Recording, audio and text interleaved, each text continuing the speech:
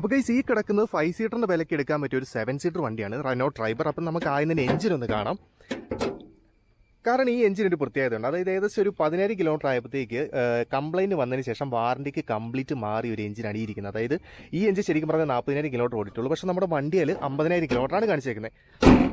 എഞ്ചിൻ്റെ ഡീറ്റെയിൽസിലോട്ട് വരാം. അപ്പം മെക്കാനിക്കൽ റിവ്യൂവിന് ഇന്ന് നമുക്ക് കിട്ടിയിരിക്കുന്ന റെനോ ട്രൈബർ ആണ്. അപ്പം നമുക്ക് ആദ്യം പുറമേ ഉള്ള കാര്യങ്ങളൊക്കെ ഒന്ന് നോക്കിയതിന് ശേഷം നമുക്ക് ബാക്കി ഡീറ്റെയിൽസിലോട്ട് പോകാം. അപ്പോൾ ലുക്കിൻ്റെ കേസ് പറയുകയാണെങ്കിൽ നമുക്ക് നോക്കും പറയാം ആ ഒരു പഴയ ക്യുഡിൻ്റെ ഷേപ്പുള്ളൊരു വലിയ വണ്ടി എന്ന് വേണം നമുക്ക് പറയാൻ വേണ്ടി. അതായത് സൈഡിൽ നിന്നാണെങ്കിലും ഫ്രണ്ടിൽ നിന്നാണെങ്കിലും നോക്കുന്നത് ക്യുഡിൻ്റെ ഷേപ്പ് കാര്യങ്ങളൊക്കെ ഇതിൻ്റെ അത് വരുന്നുണ്ട്. പിന്നെ ഡിസൈൻ്റെ കേസ് വരുമ്പോഴത്തേക്ക് ബേസ് മോഡൽ ആണെങ്കിലും ഫുൾ ഓപ്ഷൻ ആണെങ്കിലും പ്രൊജക്ടർ ഹെഡ്ലൈറ്റ് വരുന്നുണ്ട്. ഇത് ശരിക്കും പറഞ്ഞാൽ ഫുൾ ഓപ്ഷൻ്റെ തൊട്ട് താഴെയുള്ള വേരിയൻ്റ് ആണ്. ഇതിൻ്റെ അത് ഫോഗ് ലൈറ്റ് മാത്രമേ ഇല്ലാത്തുള്ളൂ ഫ്രണ്ടിൽ നോക്കുമ്പോഴത്തേക്ക്. അതായത് ഇവിടെ ശരിക്കും പറഞ്ഞാൽ ഫോഗ് ലൈറ്റ് അല്ല, ഒരു LED DRL എന്ന് വേണം പറയാൻ. അങ്ങനെ ഒരു സംഭവം ഇതിൻ്റെ അകത്ത് വരുന്നുണ്ട്. ബേസ് മോഡൽ ഫുൾ ഓപ്ഷനും തമ്മിൽ കമ്പയർ ചെയ്യുമ്പോഴത്തേക്ക് ഫ്രണ്ടിൽ നിന്ന് ആകെ വ്യത്യാസമുള്ളൊരു സംഭവം അത് മാത്രമേ ഉള്ളൂ കേട്ടോ. പിന്നെ ഫ്രണ്ടിൽ നോക്കുമ്പോഴത്തേക്ക് റെനോയുടെ ലോഗോ വരുന്നുണ്ട്. അതിൻ്റെ ചുറ്റിനും ഗ്രില്ലേക്കടെ ആണെങ്കിലും ചെറിയൊരു സിൽവറിൻ്റെ ഒരു ഡിസൈനും കാര്യങ്ങളൊക്കെ വന്നിട്ടുണ്ട്. പിന്നെ ഏറ്റവും താഴോട്ട് വരുമ്പോഴത്തേക്ക് ഫേക്ക് ആയിട്ടുള്ള ഒരു സ്കിപ്പ് ലൈറ്റ് കാര്യങ്ങളൊക്കെ വന്നിട്ടുണ്ട്. പിന്നെ അത്യാവശ്യം വീതിയുള്ളൊരു ഗ്രില്ലും കാര്യങ്ങളൊക്കെയാണ് ഈ ഒരു വണ്ടിക്ക് വന്നേക്കുന്നത്. പിന്നെ ബോണറ്റ് ഏരിയ ആണെങ്കിലും അത്യാവശ്യം വലുതാണ്. ഇതിൻ്റെ വാഷറാണ് ഈ ഒരു സെൻറ്ററിൽ വന്നേക്കുന്നത്. അത് കാണുന്ന രീതിയിലാണ് വെച്ചിരിക്കുന്നത്. പിന്നെ വൈപ്പർ ആണെങ്കിലും അത്യാവശ്യം പുറത്തോട്ട് നിൽക്കുന്ന രീതിയിലാണെങ്കിലും വലിയ വൃത്തിയുടെ കാര്യങ്ങൾ ഇല്ലാത്ത രീതിയിലാണ് കമ്പനി സെറ്റ് ചെയ്തിരിക്കുന്നത്. പിന്നെ അതിൻ്റെ മുകളിലോട്ട് നോക്കുമ്പോഴത്തേക്ക് നമ്മുടെ ആൻറ്റിനയും കാര്യങ്ങളൊക്കെ കാണാം. നോർമൽ ആൻറ്റിനയാണ് വന്നേക്കുന്നത്. പിന്നെ നമുക്ക് ഫ്രണ്ടിൽ നിന്ന് പറയത്തക്ക പ്രത്യേകിച്ച് വ്യത്യാസങ്ങളും കാര്യങ്ങളൊന്നുമില്ല. ആ ഫോഗ് ലൈറ്റിൻ്റെ ഒരു ഡെമ്മിയുടെ സൈഡിലായിട്ട് ചെറിയൊരു എന്നാ പറയുക ഒരു സിൽവറിൻ്റെ ഒരു ഡിസൈനും കാര്യങ്ങളൊക്കെ ഇവിടെ വന്നിട്ടുണ്ട്. ഇത് നമുക്ക് വേണമെങ്കിൽ ഫോഗ് ലൈറ്റ് ആഡ് ചെയ്യാൻ പറ്റും. അപ്പോൾ ഹെഡ്ലൈറ്റിൻ്റെ കേസ് ഞാൻ ആദ്യം പറഞ്ഞിരുന്നു. ഇത് ശരിക്കും പറഞ്ഞാൽ പ്രൊജക്ടറാണ്. പക്ഷേ അതെന്ന് വെച്ചിട്ടുണ്ടെങ്കിൽ ഡിമ്മ് മാത്രമേ ഉള്ളൂ. ബ്രൈറ്റ് എന്ന് പറയുന്നത് നമ്മുടെ നോർമലാണ് വരുന്നത്. ഇതിൻ്റെ നോക്കിയാൽ മനസ്സിലാവും ഇതിൻ്റെ അകത്ത് ഒരു ബൾബും കൂടെ വരുന്നുണ്ട്. അത് നോർമലാണ്. അപ്പം ഡിമ്മും ബ്രൈറ്റ് സെപ്പറേറ്റ് ആണ് വരുന്നത്. പിന്നെ പാർക്ക് ലൈറ്റ് ഉണ്ട്, പിന്നെ ഇൻഡിക്കേറ്റർ ഉണ്ട്. അങ്ങനത്തെ കാര്യങ്ങളാണ് ഫ്രണ്ടിൽ വരുന്നത്. നമുക്ക് സൈഡിലോട്ട് നോക്കുമ്പോഴത്തേക്ക് വരുമ്പോഴത്തേക്ക് ആദ്യം തന്നെ നോക്കാനുള്ളത് നമുക്ക് വീൽ വരുന്നത് 14 ഇഞ്ചാണ്. പക്ഷേ ബേസ് ആണെങ്കിലും ഫുൾ ഓപ്ഷൻ ആണെങ്കിലും അലോയ് വീൽ വരുന്നില്ല. ഈ ഒരു വീൽ കവറാണ് വരുന്നത്. കമ്പനി വീൽ കവർ തന്നെയാണ്. അത്യാവശ്യം നല്ലൊരു ഗുമ്മ് തോന്നുന്ന രീതിയിൽ തന്നെയാണ്. അതായത് നമ്മൾ വണ്ടി ഓടുന്ന സമയത്ത് ഒരു അലോയുടെ ഫീൽ കിട്ടുന്ന രീതിയിലാണ് ഇതിൻ്റെ ഡിസൈനും കാര്യങ്ങളൊക്കെ വന്നിരിക്കുന്നത്. പിന്നെ നോക്കുമ്പോഴത്തെ അത്യാവശ്യം വീതിയായിട്ടുള്ള ഫെൻഡറും കാര്യങ്ങളൊക്കെ ഉണ്ട്. പിന്നെ അതുപോലെ ബ്ലാക്ക് ക്ലാഡിംഗ് ഉണ്ട്. ആ ഫ്രണ്ടിൽ തുടങ്ങിയിട്ട് ഇവിടെ വരെ വരുന്ന രീതിയിലാണ് വന്നേക്കുന്നത്. ബാക്കിലോട്ട് പോയിട്ടില്ല. ജസ്റ്റ് വീലിൻ്റെ ചുറ്റിനും വന്ന് അങ്ങനെ ഫ്രണ്ടിലോട്ട് പോകുന്ന രീതിയിലാണ് ആ ഒരു ക്ലാഡിങ് വന്നേക്കുന്നത്. പിന്നെ അതുപോലെ മിററോട്ട് വരുമ്പോഴത്തേക്ക് ഇൻഡിക്കേറ്ററും കാര്യങ്ങളൊക്കെ ഉണ്ട്. ഇലക്ട്രിക്കൽ അഡ്ജസ്റ്റ് ചെയ്യാൻ പറ്റും, ഫോൾഡ് ചെയ്യാൻ പറ്റില്ല. ഇലക്ട്രിക്കൽ അഡ്ജസ്റ്റ് മാത്രമേ ചെയ്യാൻ പറ്റുള്ളൂ. പിന്നെ നമുക്ക് നോക്കുമ്പോഴത്തേക്ക് അത്യാവശ്യം വീതിയുള്ളൊരു വണ്ടി എന്ന് പറയാം. പിന്നെ ക്വാർട്ടർ ഗ്ലാസ് കാര്യങ്ങളൊക്കെ ഉണ്ട്. കാരണം അത് 7 സീറ്റർ ആയതുകൊണ്ട് ചെറിയ ക്വാർട്ടർ ഗ്ലാസ് ഒക്കെ ഉണ്ട്. അകത്തോട്ട് കയറുമ്പോഴത്തെ അതിൻ്റെ വിസിബിലിറ്റിയും കാര്യങ്ങളൊക്കെ ഒന്ന് കാണിച്ചു തരാം. ശരിക്കും പറഞ്ഞാൽ മഴ വരുന്നുണ്ടായതുകൊണ്ട് ഇപ്പം നമുക്ക് നോക്കുന്നു പറയാം അത്യാവശ്യം നല്ല മഴക്കാറുണ്ട്. അപ്പം ഏത് രീതിയിലായിരിക്കും വീഡിയോ പോകുന്നത് എനിക്കറിയില്ല. ഇച്ചിരി ക്ലാരിറ്റിയും കാര്യങ്ങളൊക്കെ കുറവുണ്ടായിരിക്കും. എന്തായാലും ഒന്ന് അഡ്ജസ്റ്റ് ചെയ്തേക്കുക. ഓക്കെ, ബാക്കി കാര്യങ്ങൾ പറയുകയാണെങ്കിൽ ഡോറിൽ ചെറിയ ഡിസൈനും കാര്യങ്ങളൊക്കെ വന്നിട്ടുണ്ട്. ബ്ലാക്കിൻ്റെ ഈ ഒരു സംഭവത്തിൻ്റെ എൻ്റെ പേര് പറഞ്ഞ് എനിക്കറിയത്തില്ല. അങ്ങനെ ഒരു ഡിസൈന് കാര്യങ്ങളൊക്കെ വന്നിട്ടുണ്ട്. ഇതൊക്കെ എക്സ്ട്രാ ഫിറ്റിംഗ് ആണ്. റെനോൾട്ട് എന്ന് പറഞ്ഞതിൻ്റെ ആ ഒരു സംഭവം വന്നിരിക്കുന്നത് എക്സ്ട്രാ ഫിറ്റിംഗ് ആണ്. പിന്നെ ബോഡി കളർ ഹാൻഡിലും കാര്യങ്ങളൊക്കെയാണ് വന്നിരിക്കുന്നത്. റെയിൻ ഗാർഡും കാര്യങ്ങളൊക്കെ എക്സ്ട്രാ ഫിറ്റിംഗ് ആണ്. കമ്പനിയിൽ നിന്ന് വരുന്നില്ല. ഇതൊക്കെ നമ്മൾ തന്നെ പിടിപ്പിച്ച സാധനമാണ്. പിന്നെ അതുപോലെ ഗ്രൗണ്ട് ക്ലിയറൻസ് പറയുകയാണെങ്കിൽ 185 വരുന്നത്. 155 മില്ലിമീറ്റർ ആണ് വരുന്നത്. അത്യാവശ്യം നല്ല ഗ്രൗണ്ട് ക്ലിയറൻസും കാര്യങ്ങളൊക്കെ വരുന്നുണ്ട്. പിന്നെ നമുക്ക് നോക്കുമ്പോൾ മനസ്സിലാക്കുന്ന ഒരു കാര്യം എന്ന് വെച്ചിട്ടുണ്ടെങ്കിൽ ഇതിൻ്റെ റൂഫ് നോക്കിയാൽ ഇവിടെ ഒരു ചെരിവുണ്ട്. അതായത് കണ്ടില്ലേ, നമുക്ക് നോക്കുമ്പോഴത്തേക്ക് ഇവിടെ അത്യാവശ്യം ഇത്രയും വീതിക്ക് ഗ്യാപ്പ് കിടപ്പുണ്ട്.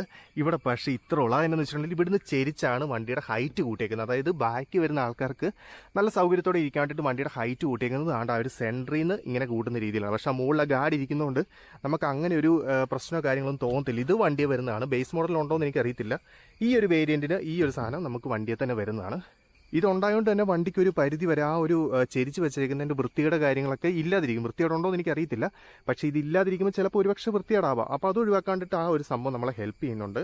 പിന്നെ ഡോറിൻ്റെ കേസ് പറയുകയാണെങ്കിൽ അത്യാവശ്യം നല്ല വൈഡായിട്ട് തുറക്കാൻ പറ്റുന്ന രീതിയിലാണ്. എന്നിട്ടില്ല ഇത്രയും വൈഡായിട്ട് നമുക്ക് തുറക്കാൻ പറ്റും. ഫ്രണ്ടിലാണെങ്കിലും ബാക്കിലാണെങ്കിലും അത്യാവശ്യം നല്ല വൈഡായിട്ട് നമുക്ക് തുറന്ന് കയറാൻ പറ്റും. ബാക്കിൽ ശരിക്കും പറഞ്ഞാൽ 90 ഡിഗ്രിയാണ് വരുന്നത്.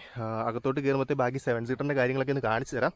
പുറത്തേ കഴിഞ്ഞിട്ടില്ല. അപ്പം നമുക്ക് നേരെ ബാക്കിലോട്ടും കൂടെ പോയി നോക്കാം.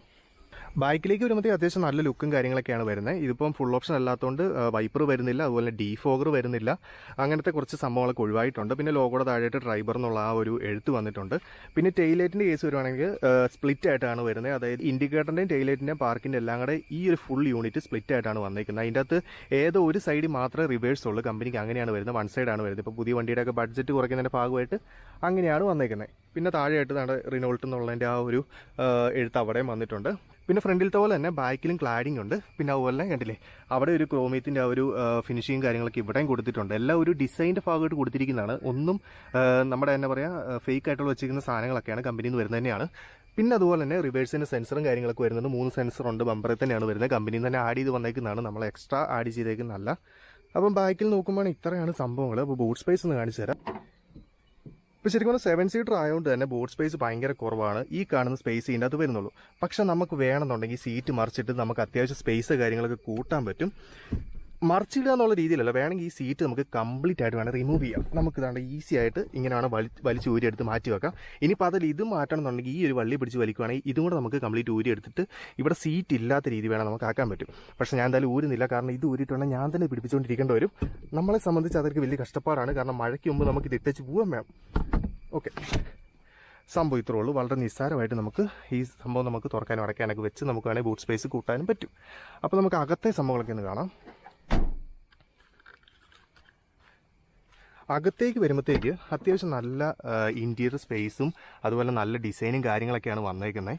അപ്പോൾ നമുക്ക് അകത്തോട്ട് കയറിയിട്ട് അതിൻ്റെ സ്പേസും കാര്യങ്ങളൊക്കെ ഒന്ന് കാണിച്ചു തരാം. ഇപ്പോൾ നമുക്ക് ക്ലസ്റ്റർ നോക്കുമ്പോൾ അറിയാം, അത്യാവശ്യം നല്ല ഡിസൈനും കാര്യങ്ങളൊക്കെ ഉള്ള ക്ലസ്റ്ററാണ് കൊടുത്തിരിക്കുന്നത്. പിന്നെ അതുപോലെ തന്നെ ഇതിനകത്ത് വന്നിരിക്കുന്നത് കംപ്ലീറ്റ് ഡിജിറ്റലാണ്. അതുപോലെ നമുക്ക് നടുക്ക് നോക്കുമ്പോഴത്തേ അറിയാം അതിൻ്റെ ആ ഒരു ട്രിപ്പ് മീറ്ററും അങ്ങനത്തെ റേഞ്ചും കാര്യങ്ങളെല്ലാം ഇതിൻ്റെ അകത്ത് വന്നിട്ടുണ്ട്. ഒന്ന് സ്റ്റാർട്ട് ചെയ്യാം. ഓക്കെ, നമുക്ക് സ്റ്റിയറിംഗിൽ തന്നെ ആദ്യം തുടങ്ങാം. ഇവിടെ നോക്കുമ്പോൾ തന്നെ അറിയാം നമുക്ക് കൺട്രോളും കാര്യങ്ങളൊക്കെ ഇവിടെ വരുന്നുണ്ട്, അവിടെ വരുന്നുണ്ട്, 2 സൈഡിലും വരുന്നുണ്ട്. പിന്നെ അതുപോലെ ഈ ഒരു എന്താ പറയുക ലെതറിന്റെ കവറിങ്ങും കാര്യങ്ങളൊക്കെ വരുന്ന എക്സ്ട്രാ ഫിറ്റിംഗ് ആണ്, വണ്ടിക്കകത്ത് ഇത് വരുന്നില്ല. അതുപോലെ തന്നെ ഇൻഫോർടൈൻമെന്റിന്റെ കേസ് പറയുകയാണെങ്കിൽ അത്യാവശ്യം വലിയ സ്ക്രീനും കാര്യങ്ങളൊക്കെയാണ് വരുന്നത്. ആപ്പിൾ കാർപ്ലേ, ആൻഡ്രോയിഡ് ഓട്ടോ അങ്ങനത്തെ കാര്യങ്ങളെല്ലാം ഇതിൻ്റെ വരുന്നുണ്ട്. പിന്നെ ഓക്സ്, ബ്ലൂടൂത്ത്, ഐപോഡ് അങ്ങനത്തെ കാര്യങ്ങളെല്ലാം ഉണ്ട്. വീഡിയോ പ്ലേ ചെയ്യണമെന്നുണ്ടെങ്കിൽ അങ്ങനത്തെ കാര്യങ്ങളെല്ലാം ഇതിൻ്റെ അകത്ത് വരുന്നുണ്ട്. പിന്നെ ഇവിടുത്തെ സ്വിച്ചുകൾ എന്ന് വെച്ചിട്ടുണ്ടെങ്കിൽ 2 എണ്ണം മാത്രമേ വരുന്നുള്ളൂ, ബാക്കി വേണം നമുക്ക് ഫിറ്റ് ചെയ്യാനാണ്. അതായത് നമ്മുടെ 4 സൈഡ് ഹസാർഡിന്റെ പിന്നെ അതുപോലെ ലോക്കിന്റെ അൺലോക്കിന്റെ സ്വിച്ച് കാര്യങ്ങളൊക്കെയാണ് ഇവിടെ വരുന്നത്. പിന്നെ അതുപോലെ വോയിസ് കമാൻഡ് കാര്യങ്ങളൊക്കെ ഇതിൻ്റെ അകത്ത് വരുന്നുണ്ട്. പിന്നെ നമ്മുടെ സൗണ്ട് സിസ്റ്റം പറയുന്നത് അത്യാവശ്യം നല്ല ക്ലാരിറ്റി ഉള്ള സ്പീക്കറും കാര്യങ്ങളൊക്കെയാണ് ഇതിൻ്റെ അകത്ത് വന്നേക്കുന്നത്. അതായത് സൗണ്ടിന്റെ കേസിൽ നമുക്ക് ഒട്ടും മോശമായിട്ട് തോന്നത്തില്ല. പിന്നെ താഴെയാണ് AC കൺട്രോളും കാര്യങ്ങളൊക്കെ വരുന്നത്. പിന്നെ ഇവിടെ ചെറിയ സ്പേസ് കാര്യങ്ങളൊക്കെ ഉണ്ട്, നമുക്ക് വേണമെങ്കിൽ മൊബൈൽ വെക്കും അങ്ങനത്തെ കാര്യങ്ങളൊക്കെ ചെയ്യാം. പിന്നെ ഇവിടെയാണെങ്കിൽ ഫുൾ ഓപ്ഷൻ ആണെങ്കിൽ എനിക്ക് തോന്നുന്നു ഇവിടെ വയർലെസ് ചാർജിങ് വരുന്നുണ്ടോ എന്നുള്ള കാര്യം എനിക്ക് ഡൗട്ട് ഉണ്ട്. പിന്നെ അതുപോലെ USB ഓക്സിന്റെ കണക്ടിവിറ്റിയും കാര്യങ്ങളെല്ലാം ഇവിടെയാണ് വരുന്നത്. പിന്നെ അതുപോലെ ഒരു 5 സ്പീഡ് ഗിയർ ബോക്സ് ആണ് വരുന്നത്. ഗിയർ ബോക്സിന്റെ വേറെ കേസ് പറയുകയാണെങ്കിൽ ഇതിന്റെ ഗിയർ റിവേഴ്സ് വരുന്നത് നമുക്ക് ആ സ്വിച്ച് അമർത്തി മുമ്പോട്ട് തള്ളുന്ന രീതിയിലാണ് വരുന്നത്. അതായത് ഫസ്റ്റ് ഇങ്ങോട്ട് തന്നെ, അത് കൂടാതെ റിവേഴ്സ് വേണമെങ്കിൽ ഇങ്ങോട്ട്, അതായത് റിവേഴ്സിന്റെ കണ്ട് ഇവിടെ ഒരു സ്വിച്ചും കൂടെ വരുന്നുണ്ട്. ഈ സ്വിച്ച് ഞെക്കി വേണം നമുക്ക് റിവേഴ്സ് ഇടാൻ വേണ്ടിയിട്ട്. പിന്നെ അത്യാവശ്യം നല്ല സ്പേസും കാര്യങ്ങളൊക്കെ ഉണ്ട്, നല്ല സീറ്റ് കവർ കാര്യങ്ങളൊക്കെയാണ്. ഇതൊക്കെ കമ്പനിയിൽ നിന്ന് വരുന്നതാണ്, നമ്മുടെ ക്ലോത്ത് ടൈപ്പ് ആണ് വരുന്നത്. ഇരിക്കാനുള്ള നല്ല സുഖം കാര്യങ്ങളൊക്കെ ഉള്ള ഒരു സീറ്റ് കാര്യങ്ങളൊക്കെയാണ് വരുന്നത്. പിന്നെ അതുപോലെ ഡോർ പാൻ്റെ കേസൊക്കെ പറയുകയാണെങ്കിൽ ഡ്യുവൽ ടോണിലാണ് വരുന്നത്, ബ്ലാക്കും പിന്നെ അതുപോലെ തന്നെ ഈ ഒരു എന്താ പറയുക ഈ കളറിന്റെ പേര് എനിക്കറിയില്ല, ഈ ഒരു കളറും കൂടെ ചേർത്തിട്ടാണ് വരുന്നത്. പിന്നെ അതുപോലെ നമ്മുടെ പവർ വിൻഡോ സ്വിച്ച് കാര്യങ്ങളൊക്കെ കാണാം. ഇവിടെ ചെറിയൊരു പോക്കറ്റും കാര്യങ്ങളൊക്കെ ഉണ്ട്, സ്പീക്കറിന്റെ ഓപ്ഷനും കാര്യങ്ങളൊക്കെ ഇവിടെ കാണാം. പിന്നെ അതുപോലെ ഗ്ലോ ബോക്സ് പറയുകയാണെങ്കിൽ 2 എണ്ണം ഉണ്ട്, അതായത് ഒന്ന് ഇവിടെ വരുന്നുണ്ട്, പിന്നെ അതല്ലെങ്കിൽ താണ്ട് ഇവിടെയും വരുന്നുണ്ട്. നമുക്ക് അത്യാവശ്യം നല്ല അകത്തോട്ടാണ് നല്ല രീതിയിൽ സ്പേസും കാര്യങ്ങളും ഉള്ള രീതിയിലാണ് ഗ്ലോ ബോക്സ് വന്നിരിക്കുന്നത്. പിന്നെ അതുപോലെ ഇവിടെയുണ്ട് നമുക്ക് ഒരു മിനി ഫ്രിഡ്ജ് എന്നുള്ള രീതിയിലാണ്, അതായത് നമുക്ക് വേണമെങ്കിൽ അത്യാവശ്യം തണുപ്പിക്കാൻ വേണ്ടിയിട്ടൊക്കെ ഇതിനകത്ത് ഉപയോഗിക്കാൻ പറ്റും. പിന്നെ അതുപോലെ ഇതാണ് നമ്മുടെ ബാക്കിലത്തെ AC കൺട്രോൾ കാര്യങ്ങൾ ഇവിടെ വരുന്നുണ്ട്, 2 കപ്പ് ഹോൾഡർ വരുന്നുണ്ട്. പിന്നെ ഫ്രണ്ടിൽ ഇപ്പോൾ ഫുൾ ഓപ്ഷൻ ആണെങ്കിൽ ഇവിടെ പുഷ് ബട്ടൺ വരുന്നുണ്ട്, അതിൻ്റെയാണ് ഈ റൗണ്ട് കൊടുത്തിരിക്കുന്നത്. ഇതിൻ്റെ അകത്ത് നമുക്ക് പുഷ് ബട്ടണും കാര്യങ്ങളൊന്നും ഇല്ല, ഒരു നോർമലാണ് വരുന്നത്. പിന്നെ AC വെന്റും കാര്യങ്ങളൊക്കെ ആണെങ്കിലും AC വെന്റ് ചുറ്റിനും ഒരു സിൽവറിന്റെ ഒരു കവറിങ്ങും കാര്യങ്ങളൊക്കെ വരുന്നുണ്ട്. അതുപോലെ നമ്മുടെ ക്ലസ്റ്ററിന്റെ ഇവിടെ ആണെങ്കിലും സിൽവറിന്റെ ഒരു കവറിങ് വരുന്നുണ്ട്. പിന്നെ ഇവിടേക്ക് വരുമ്പോഴത്തേക്ക് മിററിന്റെ അഡ്ജസ്റ്റ്മെന്റ് കാര്യങ്ങളൊക്കെ ഇവിടെയുണ്ട്. പിന്നെ ബാക്കി പവർ വിൻഡോയുടെ സ്വിച്ചും കാര്യങ്ങളൊക്കെയാണ് വരുന്നത്. ബാക്കി നമുക്ക് ബാക്കിലോട്ടും കൂടെ ഇറങ്ങിയിട്ട് നോക്കാം. ഞാൻ ഇപ്പുറത്തെ സൈഡിൽ നിന്നാണ് തുറന്ന് കാണിക്കുന്നത്, കാരണം നമുക്ക് ബാക്കിലോട്ട് കയറി കാണിക്കാണല്ലോ ഇത് എളുപ്പം. അപ്പം ബാക്കിലേക്ക് വരുമ്പോഴത്തേക്ക് ഇത്ര സ്പേസ് ആണുള്ളത്. അപ്പം ഫ്രണ്ടിൽ ഞാൻ ഇട്ടിരുന്ന സീറ്റിനനുസരിച്ചാണ്, ഇവിടെ നോർമലാണ്. ഇപ്പം നോർമൽ നോക്കുകയാണെങ്കിൽ നമുക്ക് ഇത്ര സ്പേസ് ഉണ്ട്. ഞാൻ ഇപ്പുറത്തോട്ടും കൂടി ഇരിക്കാം. ഓക്കെ, ഇപ്പം ഞാൻ മുമ്പ് ഇട്ടിരുന്ന സീറ്റിന് വെച്ചിട്ടാണ് ദാണ്ട ഈ ഒരു സ്പേസ് വരുന്നുണ്ട്, ഇത്ര സ്പേസ് നമുക്ക് വരുന്നുണ്ട്. അതായത് നിസ്സാര ഒരു സ്പേസ് അല്ല ഇതിൻ്റെ അകത്ത് വന്നിരിക്കുന്നത്. പിന്നെ ബാക്കിലേക്ക് വരുമ്പോഴത്തേക്ക് ഇവിടെ നമ്മുടെ 12 വോൾട്ടിൻ്റെ ചാർജറിൻ്റെ ഔട്ട്പുട്ടും കാര്യങ്ങളൊക്കെ വരുന്നുണ്ട്. പിന്നെ അതുപോലെ പില്ലറിലാണെങ്കിലും നമ്മുടെ AC വെന്റും കാര്യങ്ങളൊക്കെ വന്നിട്ടുണ്ട്, 2 എണ്ണം ഉണ്ട് ഇവിടെ. അതുപോലെ ഇപ്പുറത്തെ സൈഡിൽ AC വെന്റ് നമ്മുടെ പില്ലറിൽ വരുന്നുണ്ട്. പിന്നെ അതുപോലെ അകത്ത് ഇരിക്കുമ്പോൾ നമുക്ക് വലിയ മുഷിച്ചില കാര്യങ്ങളൊന്നുമില്ല, കാരണം ഇപ്പം 7 സീറ്റർ ആണ്, സ്പേസ് കുറവാണെന്നുള്ള ചിന്തയോ കാര്യങ്ങളൊന്നും വരത്തില്ല. നല്ല സീറ്റും കാര്യങ്ങളൊക്കെയാണ് വരുന്നത്. ബാക്കിൽ സ്പീക്കറുണ്ട്, പവർ വിൻഡോയുടെ സ്വിച്ച് കാര്യങ്ങളൊക്കെ ഉണ്ട്. അങ്ങനെ മൊത്തത്തിൽ ഇങ്ങനത്തെയാണ്. പിന്നെ അതുപോലെ ഇവിടെ നമ്മുടെ ലൈറ്റും കാര്യങ്ങളൊക്കെ വരുന്നുണ്ട്. അപ്പോൾ നമുക്ക് ബാക്കിൽ സ്പേസും കൂടെ കാണിച്ചു തരാം. ബാക്കിലത്തെ സീറ്റ് കൊടുക്കാൻ വളരെ നിസ്സാരമാണ്. ഈ ഒരു സംഭവത്തിൽ പിടിച്ചിട്ട് ജസ്റ്റ് ഒന്ന് വലിച്ചാൽ മാത്രമേ ഈസി ആയിട്ട് തുറന്നു പോകുന്നുള്ളൂ. ഇപ്പോൾ ഓൾറെഡി ഒരു ട്രിപ്പ് കഴിഞ്ഞിട്ട് വന്നതായിട്ട് വണ്ടിക്കകത്ത് അത്യാവശ്യം ചെളിയ കാര്യങ്ങളൊക്കെ ഉണ്ട്. പിന്നെ നമുക്ക് ഇരിക്കുമ്പോൾ ബാക്കിലത്തെ സ്പേസിന്റെ കേസ് ഞാൻ പറയുന്നു, ഒട്ടും സ്പേസ് ഇല്ലാത്തൊരു അവസ്ഥ എന്ന് വേണേൽ പറയാം. കാരണം പിള്ളേർക്കുള്ളൊരു സീറ്റാണ് ഇത്ര ഉള്ളൂ. കാരണം ഞാനിപ്പോൾ തന്നെ മടങ്ങി കൂടിയാണ് ഇരിക്കുന്നത്. ഓക്കെ, അതായത് സ്പേസ് എന്ന് പറയുന്ന സംഭവം ആണ് ഇത്ര ഉള്ളൂ. അതായത് മുമ്പ് ഇട്ടിരുന്ന ആ ഒരു പൊസിഷനിലാണെങ്കിൽ. പിന്നെ വേറെ ഗുണം എന്ന് വെച്ചിട്ടുണ്ടെങ്കിൽ ഈ സീറ്റ് വേണമെങ്കിൽ മുമ്പോട്ടും പുറകോട്ടും ആക്കാൻ പറ്റും. 2 സീറ്റും വേണമെങ്കിൽ മുമ്പോട്ടോ പുറകോട്ടോ നമുക്ക് വേണമെങ്കിൽ അഡ്ജസ്റ്റ് ചെയ്യാൻ പറ്റും. അതിന് വേണ്ടിയിട്ടാണ് ജസ്റ്റ് ഈ ഒരു ലിവറിൽ, ഇവിടെ ലിവറുണ്ട്, ലിവർ പിടിക്കാൻ വേണമെങ്കിൽ വലിക്കുക. ആ രീതിയിൽ വേണം നമുക്ക് ചെയ്ത് വേണമെങ്കിൽ സ്പേസ് കൂട്ടാനും പറ്റും. ഓക്കെ, അപ്പോൾ ഇങ്ങനെ നോക്കുവാണെങ്കിൽ നോർമലി ഒരു 5 സീറ്റർ എന്നുള്ള രീതിയിലും പിള്ളേരെ വേണമെങ്കിൽ കൊണ്ടുപോകുന്ന രീതിയിൽ 7 സീറ്റർ വേണേൽ ആക്കാം. ഇനിയിപ്പോൾ അതല്ല 5 സീറ്റർ ആയിട്ട് കൊണ്ടു നടക്കണം എന്നുണ്ടെങ്കിൽ നമുക്ക് അങ്ങനെയും കൊണ്ടു നടക്കാം. അപ്പോൾ നമുക്ക് വണ്ടി ഒന്ന് ഓടിച്ച് നോക്കാം. അപ്പോൾ ഗൈസ്, നമ്മുടെ റെനോ ട്രൈബർ എടുക്കുന്ന സമയത്ത് എന്തൊക്കെ നോക്കണം, അതുപോലെ തന്നെ നോക്കി എടുക്കുമ്പോഴും അതുപോലെ തന്നെ ഫ്യൂച്ചറിലും വരാൻ പോകുന്ന കാര്യങ്ങൾ എന്നൊക്കെയാണ്, ഏതൊക്കെ കംപ്ലൈൻറ്റ്സ് വരാം, അങ്ങനത്തെ കംപ്ലീറ്റ് കാര്യങ്ങളാണ് പറയാണ്ടി പോകുന്നത്. അപ്പോൾ നമുക്ക് വണ്ടി ഓടിച്ചുകൊണ്ട് തന്നെ ബാക്കി കാര്യങ്ങളൊക്കെ ഒന്ന് പറയാം കേട്ടോ. കാരണം നമുക്കിത് ഇപ്പം വണ്ടി ഓടിക്കുന്ന സമയത്ത് നമുക്ക് കുറച്ചുകൂടെ കാര്യങ്ങൾ കറക്റ്റായിട്ട് ആ ഒരു സൗണ്ടിന്റെ കേസാണെങ്കിലും ഓടിക്കുന്നതിന്റെ കേസാണെങ്കിലും എല്ലാം പറയാൻ പറ്റുള്ളൂ. ഓക്കെ, അപ്പോൾ ആദ്യം തന്നെ ഒരു കേസ് പറയാം. ഞാൻ മുമ്പേ വണ്ടി വീഡിയോ തുടങ്ങുന്നതിന് മുമ്പ് ഞാൻ നിങ്ങളോട് പറഞ്ഞായിരുന്നു ഈ ഒരു വണ്ടിയുടെ എഞ്ചിൻ റീപ്ലേസ് ചെയ്തതിന്റെ കേസ്. അതായത് നമ്മുടെ ഈ വണ്ടി ഇപ്പോൾ ഏകദേശം കറക്റ്റ് പറയുകയാണെങ്കിൽ 53,500 കിലോമീറ്റർ ആണ് അയക്കുന്നത്. ഏകദേശം ഒരു 10,000 കിലോമീറ്റർ ആയപ്പോഴത്തേക്ക് വണ്ടിക്ക് ചെറിയ കംപ്ലൈന്റ് വന്നു. കംപ്ലൈന്റ് എന്ന് വെച്ചിട്ടുണ്ടെങ്കിൽ വണ്ടിക്ക് മിസ്സിംഗ് വരുന്നു, വാർണിംഗ് ലൈറ്റ് കാണിക്കുന്നു, അങ്ങനെ കുറെ പ്രശ്നങ്ങൾ വന്നു. ഏറ്റവും അവസാനം നമ്മൾ ഈ പറയുന്ന പോലെ ഞങ്ങളൊരു ചെന്നൈക്ക് ട്രിപ്പ് പോകുന്ന സമയത്താണ് കംപ്ലൈന്റ് വരുന്നത്. അപ്പൊ ചെന്നൈ വെച്ചിട്ട് നമ്മൾ ഷോറൂമായിട്ട് കോൺടാക്ട് ചെയ്തു. അവർ ഒരു വിധത്തിൽ എങ്ങനെയൊക്കെ വന്ന് നമ്മളെ പിക്ക് ചെയ്യാനൊക്കെ നോക്കി. കാരണം അവർക്ക് ഈ പറയുന്ന പോലെ കുറെ പരിമിതികളും കാര്യങ്ങളും ഉണ്ടായതുകൊണ്ട് അവർക്കാണെങ്കിലും വരാൻ ഭയങ്കര പാടായിരുന്നു. കാരണം ഒന്നാമത്തെ കാര്യം സർവീസ് ഭയങ്കര മോശമാണ് റെനോയുടെ കേസിൽ. പിന്നെ അവരെന്തൊക്കെയോ ചെയ്ത് നമ്മുടെ വണ്ടി നാട്ടിലെത്തിച്ച് ഏറ്റവും അവസാനം നമ്മൾ വാറണ്ടിക്ക് വണ്ടി വിട്ട് അങ്ങനെ വാറണ്ടിയിൽ കംപ്ലീറ്റ് നമ്മുടെ എഞ്ചിന് റീപ്ലേസ് ചെയ്തിട്ട് അത് ചുമ്മാ മാറി കിട്ടുമെന്നല്ലേ, നമ്മൾ കേസിന് പോയിട്ട് അങ്ങനെയാണ് ഷോറൂമിന്റെ ഭാഗത്ത് നിന്ന് അവർ ഈ വണ്ടി മാറ്റി തരുന്നത്. പിന്നെ വലിയ എഞ്ചിന്റെ ഡീറ്റെയിൽസ് പറയുകയാണല്ലോ, ഇതിന്റെ അകത്ത് വരുന്ന 1 ലിറ്റർ എഞ്ചിനാണ് വരുന്നത്, 3 സിലിണ്ടർ എഞ്ചിനാണ്. അതായത് 4 സിലിണ്ടർ അല്ല. അപ്പൊ 4 സിലിണ്ടറെ വെച്ച് നോക്കുകയാണെങ്കിൽ കുറച്ച് വൈബ്രേഷൻ, ഇച്ചിരി നോയ്സ് ഒക്കെ നമുക്ക് ചിലപ്പോൾ ഫീൽ ചെയ്യും. പക്ഷെ എന്നിരുന്നാൽ പോലും നമുക്ക് പവറിന്റെ കേസിൽ യാതൊരുവിധ കുറവ് കാര്യങ്ങളൊന്നും ഇല്ല. അതായത് ഇതിന് വരുന്ന 71 bhp പവറും 96 Nm ടോർക്കുമാണ് വരുന്നത്. 999 cc ആണ് ഇതിന്റെ അകത്ത് എഞ്ചിൻ വരുന്നത്. അതായത് 1 ലിറ്റർ എന്ന് പറയുമ്പോൾ കറക്റ്റ് 1 ലിറ്റർ അല്ല, 999 cc ആണ് വരുന്നത്. പിന്നെ മൈലേജിന്റെ കേസിൽ ഒരു രക്ഷയില്ലാത്ത മൈലേജ് ആണ്. കാരണം എങ്ങനെ വന്നാലും ഇപ്പൊ ഹൈവേ ഒക്കെ ആണെങ്കിലും എങ്ങനെ വന്നാലും ഒരു 18 കിലോമീറ്റർ റേഞ്ചിലൊക്കെ മൈലേജ് കിട്ടുന്നുണ്ട്. പിന്നെ അതുപോലെ നമ്മുടെ ചെറിയ വഴിയൊക്കെ ആണെങ്കിലും എങ്ങനെ വന്നാലും ഒരു 15 അടുത്ത് മൈലേജ് കിട്ടുന്നുണ്ട്. അപ്പൊ മൈലേജിന്റെ കേസിൽ നോ ടെൻഷൻ. പിന്നെ നമുക്ക് എഞ്ചിന്റെ CC കുറവാണ്, അല്ലെങ്കിൽ 999 cc ഉള്ളെന്ന് പറഞ്ഞാൽ പോലും ഒരു കുത്തനെ കയറ്റത്തില് ഫുൾ ആളെ വെച്ച് കയറി പോകുന്നുണ്ട്. യാതൊരുവിധ കുഴപ്പമോ കാര്യങ്ങളോ ഇന്നേ വരെ ഫേസ് ചെയ്തിട്ടില്ല. അതായത് വീട്ടിലെ കംപ്ലീറ്റ് ആൾക്കാരും വെച്ച് ഇപ്പൊ 7 പേരെ തന്നെ കൂട്ടിക്ക് 7 പേരെ വെച്ചിട്ട് നമ്മൾ വണ്ടി കയറ്റം കയറി പോവാണെങ്കിൽ യാതൊരുവിധ ലാഗോ കാര്യങ്ങളോ ഒന്നും തന്നെ ഈ വണ്ടിക്ക് ഫീൽ ചെയ്യത്തില്ല. പിന്നെ ഈ പറയുന്ന പോലെ 3 സിലിണ്ടറിന്റെ ആ ഒരു ചെറിയ വൈബ്രേഷൻ എന്നുള്ളൊരു പ്രശ്നം അല്ലാതെ വേറെ ഒരു കാര്യം തന്നെ ഇതിന്റെ അകത്ത് പ്രശ്നമില്ല. ഓക്കെ, പിന്നെ എഞ്ചിന്റെ കേസ് പറയുകയാണെങ്കിൽ നമുക്ക് ഒരുപാട് കഷ്ടപ്പെടുത്താൻ പാടില്ലാത്തൊരു എഞ്ചിൻ. അതായത് റെനോയുടെ ഏറ്റവും ചെറിയൊരു എഞ്ചിനാണ് ഇതിന്റെ അകത്തുള്ളത്, 1 ലിറ്റർ എഞ്ചിന്. അപ്പൊ നമുക്ക് ഒരുപാട് ലോങ് ഒക്കെ പോകുന്ന സമയത്ത് ഓവർ ഹീറ്റ് ആവാനുള്ള ചാൻസും കാര്യങ്ങളൊക്കെ ഉണ്ട്. അതായത് നമ്മൾ കണ്ടിന്യൂസ് ആയിട്ട് ഡ്രൈവ് ചെയ്ത് പോകുന്ന സമയത്ത് നമ്മൾ വണ്ടിക്ക് ഒരു റെസ്റ്റ് കൊടുത്തില്ലെങ്കിൽ നമുക്ക് ചിലപ്പം എഞ്ചിൻ സൈഡിൽ നിന്നുള്ള ഓവർ ഹീറ്റ് കാര്യങ്ങളൊക്കെ വരാനുള്ള ചാൻസ് ഉണ്ട്.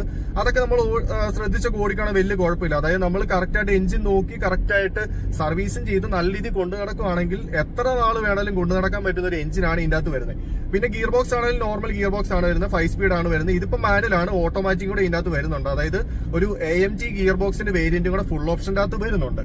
പിന്നെ പോലെ യാത്രാസുഖത്തിന്റെ കേസ് പറയുകയാണെങ്കിൽ ഒരു മടുപ്പില്ലാത്തൊരു വണ്ടിയാണ്. അതായത് ഇപ്പം പാസഞ്ചർ ആണെങ്കിലും ശരി, വണ്ടി ഓടിക്കുന്ന ആളാണെങ്കിലും ശരി, യാതൊരു ബുദ്ധിമുട്ടോ കാര്യങ്ങളൊന്നുമില്ല. അതായത് വണ്ടി ഓടിക്കുമ്പോഴാണെങ്കിലും നമ്മുടെ കൈക്ക് വേദന എടുക്കും, അങ്ങനത്തെ കാര്യങ്ങളൊന്നുമില്ല. അതായത് ലോങ് പോകുന്ന കേസാണ് ഉദ്ദേശിക്കുന്നത്.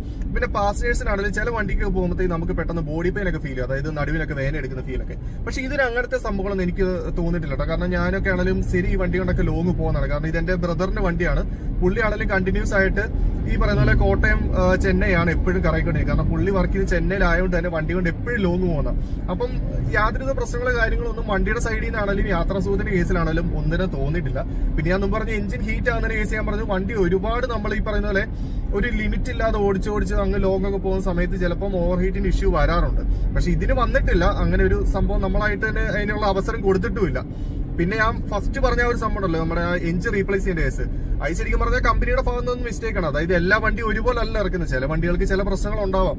അപ്പൊ അങ്ങനെ വന്ന ഒരു കംപ്ലൈന്റ് നമ്മുടെ വണ്ടിക്കകത്ത് വരികയും ചെയ്തു. പക്ഷെ അതിനുശേഷം വന്നിരിക്കുന്ന എഞ്ചിൻ നല്ല കിടുക്കൻ എഞ്ചിനാണ്. കാരണം ഫസ്റ്റ് ഇരുന്ന എഞ്ചിനേക്കാളും ചെറിയൊരു വലിവെടുപ്പ് കാര്യങ്ങളൊക്കെ ഉണ്ടായിരുന്നു. പക്ഷെ ഇപ്പൊ വന്നിരിക്കുന്ന എഞ്ചിനാണെങ്കിലും യാതൊരുവിധ ലാഗോ കാര്യങ്ങളോ ഒന്നുമില്ല. അത്യാവശ്യം നല്ല രീതിയിൽ നമ്മൾ കാല് കൊടുക്കുന്ന അനുസരിച്ച് നമുക്ക് ആ ഒരു ഫീൽ കിട്ടുന്നുണ്ട്. പിന്നെ ഈ പറയുന്ന പോലെ പറപ്പിച്ചടിച്ച് പൊളിച്ചു പോകാൻ പറ്റിയ എഞ്ചിനും കാര്യങ്ങളൊന്നും അല്ല. കാരണം അത്രയും സ്പീഡും കാര്യങ്ങളൊന്നും ഈ വണ്ടിക്കകത്ത് വരത്തില്ല. ഒരു നോർമൽ ഫാമിലി കാർ എന്നുള്ള രീതിയിൽ, അതായത് ഒരു സ്വിഫ്റ്റിന്റെ വിലക്ക് എടുക്കാൻ പറ്റിയ ഒരു 7 സീറ്റർ എന്നുള്ള രീതി വേണം നമുക്ക് ഈ വണ്ടിനെ കാണാൻ. പിന്നെ സർവീസിന്റെ കേസ് പറയുകയാണെങ്കിൽ ഇപ്പൊ നമ്മൾ ലാസ്റ്റ് 50,000 കിലോമീറ്റർ ചെയ്തിട്ട് വെച്ചേക്ക് ഒരാഴ്ച ആയതുള്ളൂ ചെയ്തിട്ട്. അന്നത്തെ ബില്ല് പറയുകയാണെങ്കിൽ ഏകദേശം ഒരു 5,600 രൂപയാണ് ബില്ല് വന്നേക്കുന്നത്. അതായത് അതിന്റെ അകത്ത് ഓയില് ഫിൽട്ടർ, പിന്നെ എയർ ഫിൽട്ടർ, പിന്നെ AC യുടെ ഫിൽട്ടർ, ഇത്രയാണ് നമുക്ക് പാർട്സ് വന്നേക്കുന്നത്. പിന്നെ നോർമൽ ചെക്കപ്പ്, വാഷിംഗ്, അങ്ങനത്തെ കാര്യങ്ങളൊക്കെയാണ് വന്നേക്കുന്നത്. അപ്പൊ സർവീസ് കോസ്റ്റ് ശരിക്കും പറഞ്ഞാൽ ഒരുപാടുള്ളതായിട്ട് പറയാൻ പറ്റില്ല. ഒരു 7 സീറ്ററിനുള്ള സർവീസ് കോസ്റ്റ് വെച്ച് നോക്കുകയാണെങ്കിൽ ഇത് കുറവാണ്.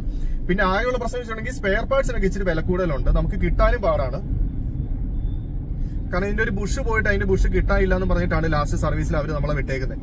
പിന്നെ അവരുടെ സർവീസ് സെന്ററിന്റെ കേസ് പറയുകയാണെങ്കിൽ മോശം അനുഭവമാണ്. കാരണം ഏത് സർവീസ് സെന്റർ നോക്കിയാലും സർവീസിങ് ഭയങ്കര മോശമാണ്. കാരണം വാഷിംഗ് ഒന്നെങ്കിൽ കൊള്ളത്തില്ല, അല്ലെങ്കിൽ മെക്കാനിക്കൽ സൈഡിൽ എന്തെങ്കിലും പ്രശ്നം ഉണ്ടാവും.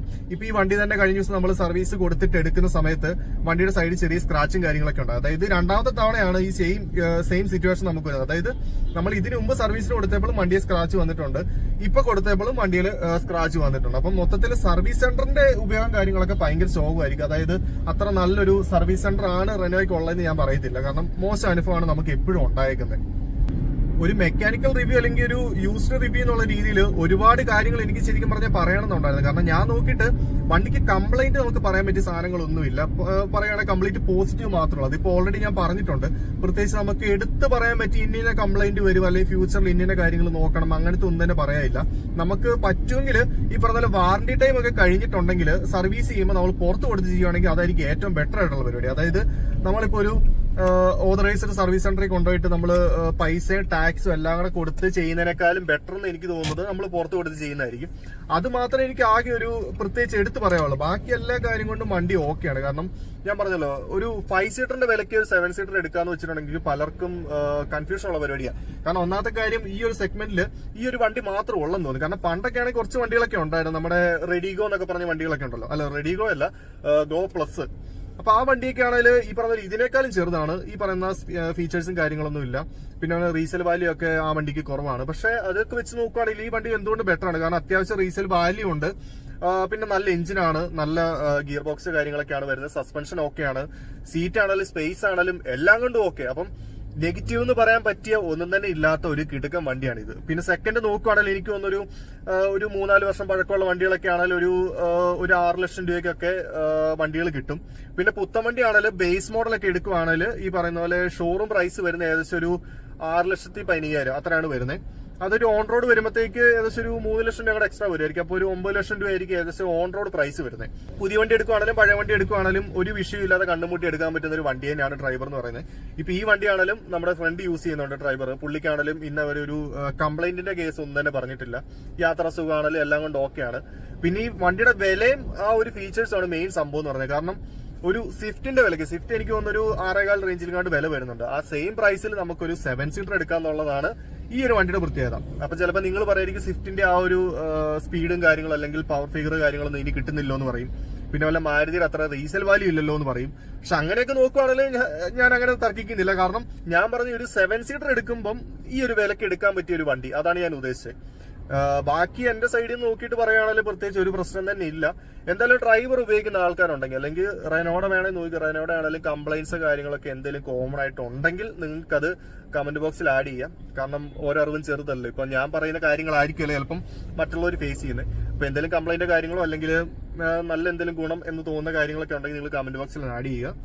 അപ്പൊ എന്റെ ഒരു അഭിപ്രായം പറയുകയാണെങ്കിൽ ഒരു ഡ്രൈവർ എടുക്കുന്നതുകൊണ്ട് വലിയ കുഴപ്പങ്ങളോ കാര്യങ്ങളൊന്നും ഇല്ല. അതായത് നമ്മൾ നോക്കുന്ന ഒരു ചെറിയ വിലയുടെ വണ്ടിയാണെങ്കിൽ നമ്മുടെ ഫാമിലി മെമ്പേഴ്സിന്റെ എണ്ണം കൂടുതലും ആണെങ്കിൽ വേണം നമുക്ക് ഈ ഒരു 5 സീറ്റർ എന്നുള്ള മാറ്റിയിട്ട് വേണം 7 സീറ്റർ ആക്കാം. കാരണം ഇതിന്റെ അകത്ത് മെയിൻ സംബന്ധിച്ചിട്ടുണ്ടെങ്കിൽ ഞാൻ പറഞ്ഞത് നമുക്ക് ഈ ഒരു 7 സീറ്ററിന്റെ സെക്കൻഡ് റോ നമുക്ക് സ്ലൈഡ് ചെയ്യാം. അപ്പൊ സ്പേസ് നമുക്ക് വേണമെങ്കിൽ കൂട്ടി കുറച്ചുകൂടെ, അതായത് തേർഡ് റോയിൽ ഇരിക്കുന്ന ആൾക്കാർക്ക് കുറച്ചുകൂടെ സ്പേസ് വേണമെന്നുണ്ടെങ്കിൽ നമുക്ക് സെക്കൻഡ് റോയുടെ സീറ്റ് വേണമെങ്കിൽ കുറച്ചുകൂടെ മുമ്പോട്ട് തള്ളിയിട്ട് നമുക്ക് വേണമെങ്കിൽ ആക്കാൻ പറ്റും. പിന്നെ ബൂട്ട് സ്പേസ് കൂട്ടാനാണെങ്കിലും നമുക്ക് സീറ്റ് കംപ്ലീറ്റ് നമുക്ക് റിമൂവ് ചെയ്യാൻ പറ്റുന്നതുകൊണ്ട് വേണമെങ്കിൽ ബൂട്ട് സ്പേസും കൂട്ടാൻ പറ്റും. അപ്പം നമുക്ക് 5 സീറ്റർ ആയിട്ടാണെങ്കിലും 7 സീറ്റർ ആയിട്ടാണെങ്കിലും ഉപയോഗിക്കുന്ന കേസിൽ ഒരു പ്രശ്നമില്ലാത്തൊരു വണ്ടിയാണ്. പിന്നെ ഈ പറയുന്ന പോലെ ഈ എഞ്ചിൻ 3 സിലിണ്ടർ എഞ്ചിൻ എന്ന് പറയുന്നത് അത്ര മോശം എഞ്ചിനും അല്ല. കാരണം 3 സിലിണ്ടർ എന്ന് പറയുന്നത് എനിക്ക് തോന്നുന്നു അത്യാവശ്യം നല്ല പവറുള്ള എഞ്ചിനുമാണ്. പക്ഷെ അതിനനുസരിച്ച് മൈലേജ് കിട്ടുന്നുണ്ട്. ചെറിയ വൈബ്രേഷൻ ഇഷ്യൂ അല്ല വേറെ പ്രശ്നങ്ങളും ഒന്നും തന്നെ ഫേസ് ചെയ്യേണ്ട വന്നിട്ടില്ല. കാരണം വൈബ്രേഷൻ വെച്ചിട്ടുണ്ടെങ്കിൽ ഒരുപാടല്ല. ഇപ്പം നമുക്ക് നോക്കുമ്പോൾ ഇതിനകത്ത് എവിടെയെങ്കിലും വൈബ്രേഷൻ ആയിട്ട് നമുക്ക് ഫീൽ ചെയ്യുന്നുണ്ട്. അത് ഇപ്പം വണ്ടി ശരിക്കും ഓഫായിട്ട് കിടക്കുന്ന ഒരു വണ്ടി പോലെയല്ല തോന്നുന്നത്. പക്ഷെ ഓഫല്ല, പക്ഷെ എന്നാലും നമുക്ക് തോന്നുമ്പോൾ അങ്ങനത്തെ ഒരു പ്രശ്നമായിട്ട് നമുക്ക് തോന്നത്തില്ല. പിന്നെ ആകെ വൈബ്രേഷൻ തോന്നുന്നത് നമ്മുടെ എഞ്ചിൻ പൊക്കിയിട്ട് നല്ല നമ്മുടെ ഹുഡ് പൊക്കിയിട്ട് നോക്കുകയാണെങ്കിൽ ചിലപ്പോൾ നമുക്ക് ചിലപ്പോൾ വൈബ്രേഷൻ ഫീൽ ചെയ്യും. അല്ലാതെ ഒരു പ്രശ്നം കാര്യങ്ങളും എനിക്ക് തോന്നിയിട്ടില്ല. അപ്പൊ പുതിയൊരു വണ്ടി എടുക്കാൻ പോകുന്ന ഒരാൾക്ക് ബഡ്ജറ്റ് കുറവാണെങ്കിൽ നല്ലൊരു ഫാമിലി കാർ നോക്കുകയാണെങ്കിൽ ഞാൻ ഉറപ്പായിട്ടും ഈ ഒരു വണ്ടിയെ പറയുള്ളൂ. കാരണം വെച്ചിട്ടുണ്ടെങ്കിൽ ഞാനിപ്പോ പറഞ്ഞ പോലെ എന്തുകൊണ്ടും ഒരു ബെറ്റർ ആയിട്ടുള്ള വണ്ടിയാണ്. പിന്നെ റീസെയിൽ വാല്യൂ മറ്റ് മാരുതിനെയൊക്കെ കമ്പയർ ചെയ്യുവാണെങ്കിൽ ഇച്ചിരി കുറവായിരിക്കാം. പക്ഷെ എന്നിരുന്നാൽ പോലും ഒരു വലിയ റീസെയിൽ വാല്യൂവിന്റെ അകത്ത് വലിയ കുഴപ്പങ്ങളോ കാര്യങ്ങളൊന്നും വരത്തില്ല.